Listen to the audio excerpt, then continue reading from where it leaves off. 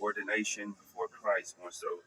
No religion, just a blank, perpetual feeling of what we have done forever since that point of ordination where it originated.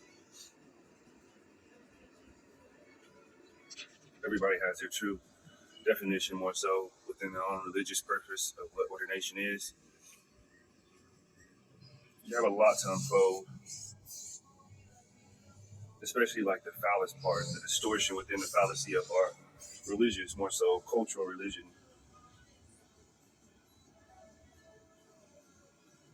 You do have atonement with ordination itself within the priesthood. The priesthood is just a connotation towards fatherhood, being fatherless within the fatherhood of the priest. Priesthood itself, the individuals must speak out within the group themselves as a clergy, more so ecclesiastical clergy is to be ordained from the disdain to be set apart within that sanctification being sensation. You have self-actualization itself is a purity part. However, the self is more so impurity within judgment of God. Mr. Dr. Baruch, he talks about this with loveisrael.org. You can find his channel on YouTube too as well.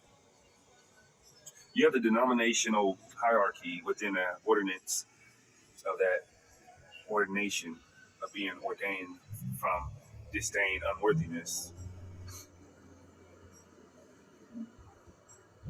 So you do have lust itself of sadness within the foundation of one's purity, within their own fornication, love, or devotion of Christ.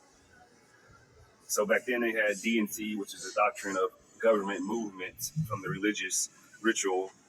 You have covenants within the boundary of lust. So it's either lust or the perpetual stance of love. And only person you can really love, of course, your neighbor and everyone. However, if you're doing things within the sexual sense of self-gratification within satisfactory love, that does adhere to or cohort to the disciples not being pure. So you have hallow, Hallow. Hallow. The altar shall be holy, which then holy is sanctified to show hallowness. I would like to say, if that's a word, to be sanctified without blemish or unleavened bread. Bread is a substantial part of saying that you're pure, and it's nothing to be concerned with in how dirty one can be within their own life. I do got a hickey. I know that's nasty. I can talk about the hickey real quick, just to show you guys I am pure and ordained. And ordained again, that's just saying you're bona fide within being genuine. If you're genuine within love, you should not be dismantled, and they call that excommunicated. Excommunicating is basically saying you should not be separated or set apart, especially if you're seeking for affirmation. And affirmation itself doesn't have to do with the religion. Absolution is more so the forgiveness of one's kind heart, the purity behind your wrongdoing within sinful behavior, being blatant. Euphemism is itself a very pragmatic oppression against one's fault at doing wrongful things. So more so the hickey. Like, I know I shouldn't have no hickey on my neck, however I decided to do it. And I intended to do it. However, the intention comes from learning.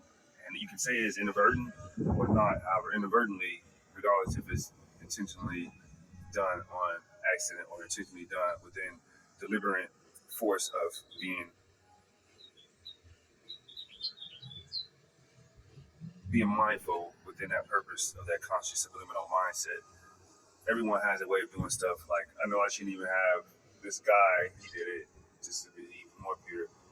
However, I'm not into anything that's going to be phallus or distortion, especially to the viewers. We can talk about the sexuality behind the hickey, however, I think that's a whole other topic. I'd just like to stay on the ordination.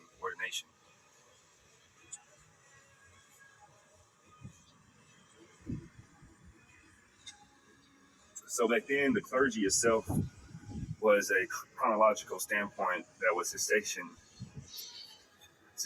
from the end point, from the beginning of where it originated. Between that gap, you will have the consummated belief of being finished or within the ultimatum of God's judgment. Laity is another word between that from chronological within within that subsequential steps that took forth. You have to infiltrate the mindset of what it took to get there. And you did have a priesthood within the priesthood. You had priests within the Levites, or the Levi, the son of the children of Israel, one of the 12 sons. He's actually the first. I would say self-esteem goes a long way. And if you say something wrong, you can always go back and correct it. A priest, a pope, or more so, a priest, a deacon, and a bishop. I was looking to say it without remembering it or looking down. And you also have the Maslow hierarchy, which really, in all reality, it's an egalitarian way of looking at life, of what you should confine your mindset to be. So the ordination is just a small topic within the synopsis of what's been given. I can only go over so much. There's a deep dive into this out of curiosity. It's like, again, using this Hickey as an analogy. Once the Hickey goes away, I can be more so from disdain to ordain, just the ordinance of God's commandments. They did have one law, and shout is a command, a obligatory command, without no objection. Shout, and not shouting, more so shout, as in the command as voluntary movement. God always gives us a choice within life. Voluntary movement, as far as in commanding us to do something. Shout, SHALT. And that code was code of Canyon law. Canonization is a format of priests. One can say canonize is a dead, deceased, obtaining person who recognizes themselves as a priest.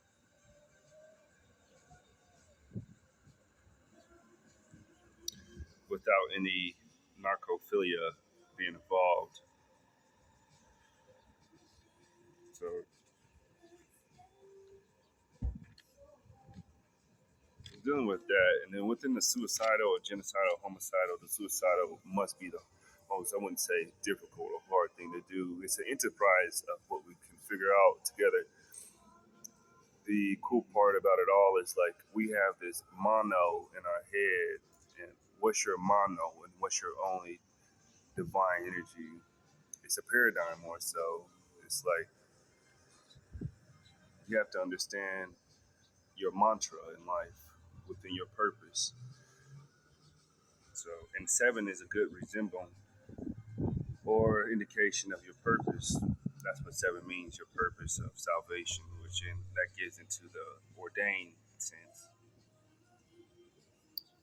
And of course, we have a lot more to discuss. However, we're just going to wrap it up with that. Give you guys 10 minutes.